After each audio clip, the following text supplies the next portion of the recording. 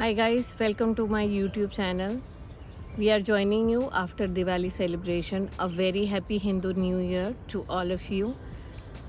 This is the last two video in 2022 and I am going to talk about world hunger. World hunger is one of the most important United Nations sustainable goal number 2. I think we are all doing our bit, but the question is, are we doing enough? And that is the reason I chose this topic. There'll be two videos. One I will be posting this November, and the other one will be posted in the month of December. In the year 2023, I will be bringing you something completely different, and I will be bringing you some new set of videos on my YouTube channel. Today I was going through a construction site and I have realized that there were two women working who are daily wages, who are unskilled workers, and they were working and the children were playing next to them. And I went and asked them that have eaten anything since morning, and she said no, that's the reason the kids were cranky. And I have realized that there are so many women or so many people like that around the world who cannot, just because they have to make their living, they cannot feed their children on time. And I think those kids are suffering. And we need to do our bit. When we see something like this happening around us, we need to take an initiative and do something about it. When I was in college, I worked on a hunger project, and the statistics were extremely scary.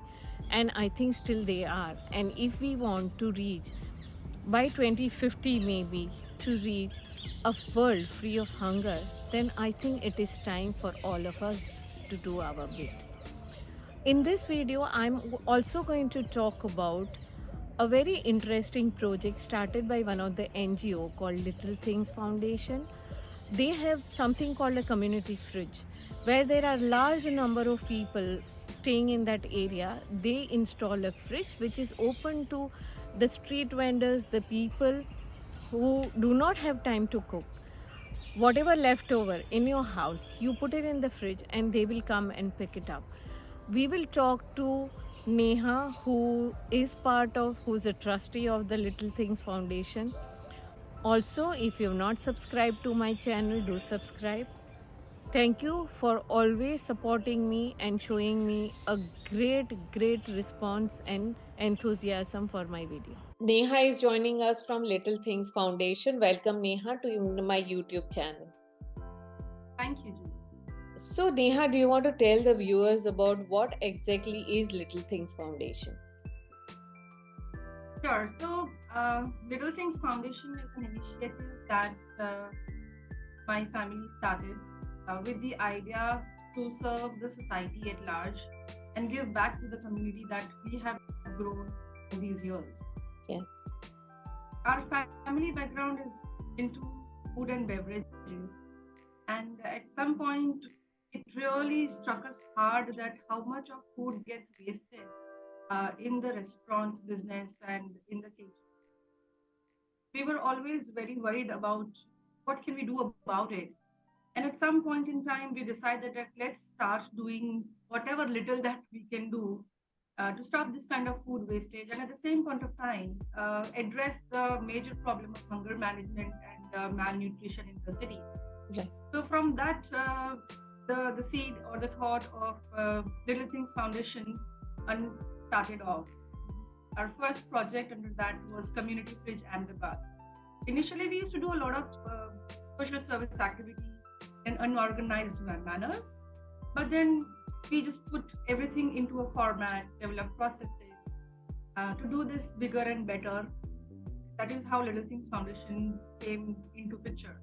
So we now have grown into multiple verticals. So one is Little Things Foundation's Community Fridge, which is key to hunger. And then there is community education, which is supporting education for the underprivileged.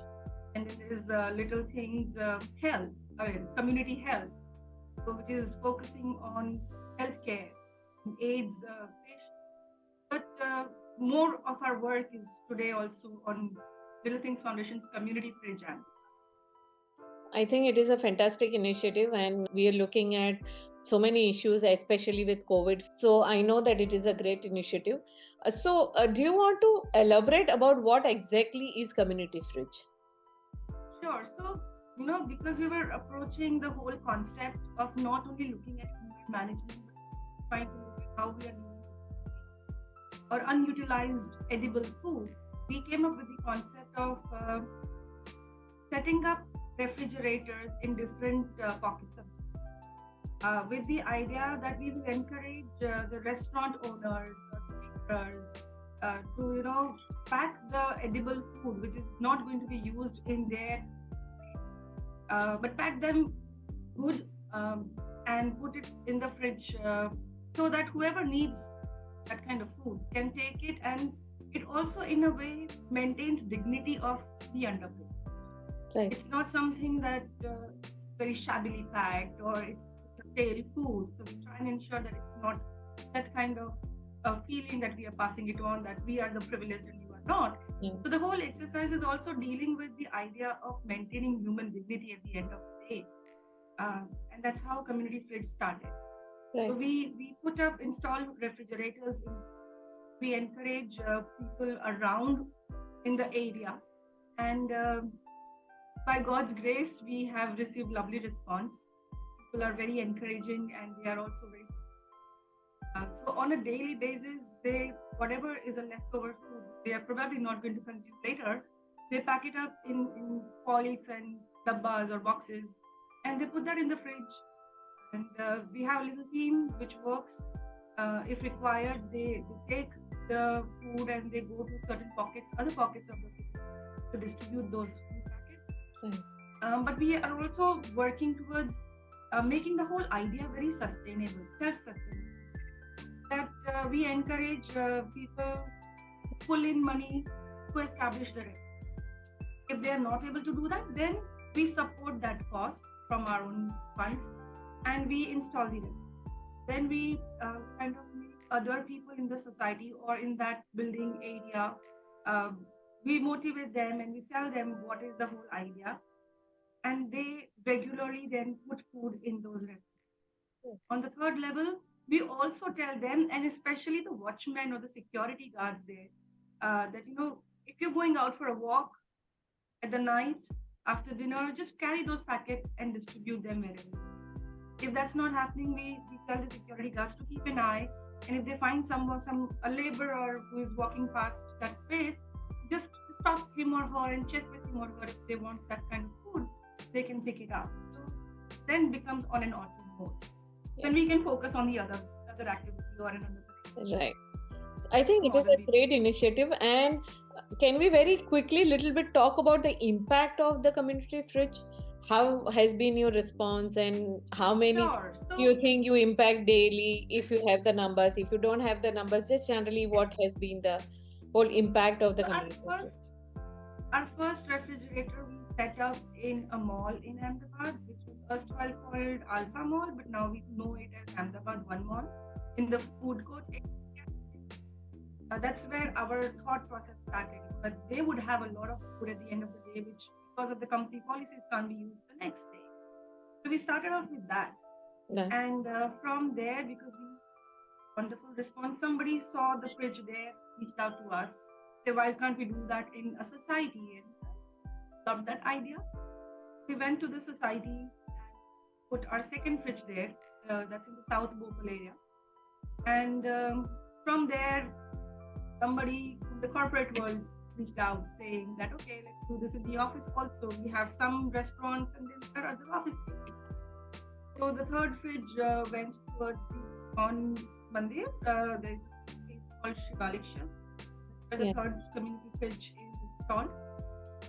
Initially, when we started off, we were low on the count, 5, or a good day it would be 6, 10 packets of each of the refrigerator. But today we are usually full by the end of the day. Considering all the 3 projects, we would have 60, 70 packets every day, almost on an average. And most cases it gets distributed automatically, whereas we do keep a check of if there is something which is not distributed yet at the end of the day, then our team will distribute. This is one vertical, where we're using the refrigerator as a space where we do this activity. However, the growth has also seen growth and interest of people in multiple ways. For example, when this got popular, people started reaching out to us saying, this is fine, we do this, but we want to do it at a little larger scale. So if there is a birthday or a wedding or a death anniversary, people would like to donate. And then they started donating to us, saying, let's distribute ice creams, or let's distribute not vegetables, but largely fruits. Let's distribute grocery kits. So we did a lot of our work now is also on that not just sufficing someone's meal for one time, but if you give a grocery supply kit, it kind of survives them for over a week, at times over a month. What is the quantum that goes into that kit? The count-wise, if I have to say, I think we're very happy and proud and humbled by the support that we get from that we've crossed about 110,000 odd meals. So that is our food count or the packet count that we do. Today we've crossed that number. Fantastic. Fantastic. So Neha, thank you so much for joining us. I will take the liberty to interrupt you here and also thank you and everybody who would eventually listen to this conversation and all our supporters, that this couldn't have been just by us. All out of everyone's support and faith in us that we are able to reach and do what we are able to. Yeah, I agree.